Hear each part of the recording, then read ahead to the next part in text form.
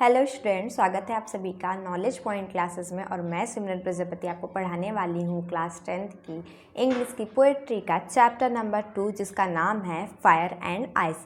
Again जिसके poet होने वाले हैं रॉबर्ट फ्रॉस्ट। यहाँ पे हमारे पोएट ने दो वर्ड यूज़ किया है, फायर एंड आइस, जो कि हमारे चैप्टर का नाम है। यहाँ पे फायर जो वुमेन्स होते हैं उनके इमोशंस होते हैं, जो बहुत ज़्यादा उनमें क्रोध होता है, उनके अंदर लालच होता है, आकांक्षाएं होती है, उस चीज़ को रिप्रेजेंट करता है। एंड जो आइस है, आइस वुमेन की वो साइड को रिप्रेजेंट करता है, जैसे वो किसी से घृणा करना, असहिष्णुता करना, यानी इनटॉलरेंस के बारे में वो इस चीज़ को बताना चाह रहे हैं। वो ये बताना चाह रहे हैं अगर दुनिया का अंत होगा तो इन दो चीज़ों की वजह से होगा, यानी आदमी की जो इच्छाएं हैं ना अलग अलग साइड की, उसकी वजह से हमारी दुनिया का अंत हो सकता है। तो ये जो हमारी पोएम है दो स्टैंजा में दी गई है। सो हम इसे पढ़ना शुरू करते हैं। Some say the world will end in fire, some say in ice. कुछ का कहना है कि जो दुनिया ख़त्म होगी वो किससे ख़त्म होगी, फायर की वजह से ख़त्म होगी, और कुछ का कहना है कि नहीं फायर नहीं, आइस की वजह से ख़त्म होगी। इन दोनों का मतलब तो आपको मैंने बता ही दिया है। And from what I have tested of desire I hold with those who favour fire. मतलब जो हमारे कवि की इच्छा है, उनकी इच्छा के हिसाब से वो किस चीज़ को फेवर करते हैं, वो आग का पक्ष लेते हैं। उनका कहना है कि हाँ, दुनिया का अगर अंत होगा तो वो फायर की वजह से होगा। सो ये जो हमारा स्टंजा है, इसमें कवि हमारे पोएट ये बताना चाह रहे हैं कि लोगों के मतों के बारे में, कि दो मत है कि दुनिया एक तो फायर की वजह से ख़त्म होगी, एक तो आइस की वजह से ख़त्म होगी। तो फर्स्ट जो फायर है, फायर ये बताना चाह रहा है कि जो लोगों की बहुत ज़्यादा इच्छाएं होती हैं, क्रोध होता है, लालच होता है, उसकी वजह से दुनिया ख़त्म होती है। एंड दूसरा जो पक्ष है वो आइस का है। आइस में ये बताना चाह रहे हैं कि लोगों की जो ये वाली फीलिंग्स होती है, इमोशंस होते हैं, कि उनके अंदर लोगों के प्रति घृणा बहुत ज़्यादा होती है।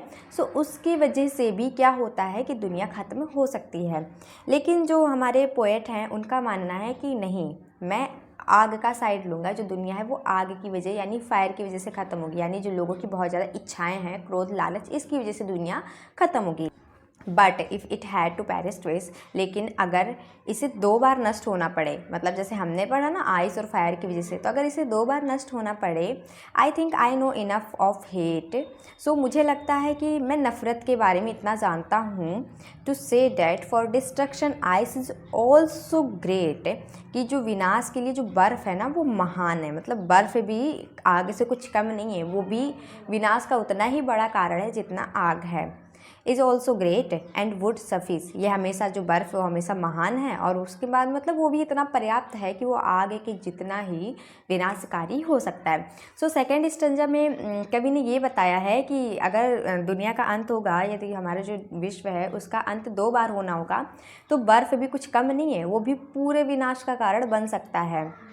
क्योंकि बर्फ़ से क्या मतलब है, घृणा, और आग से क्या मतलब है, लोगों की इच्छा यानी आकांक्षा। ये दोनों ही एक बराबर के शक्तिशाली हैं।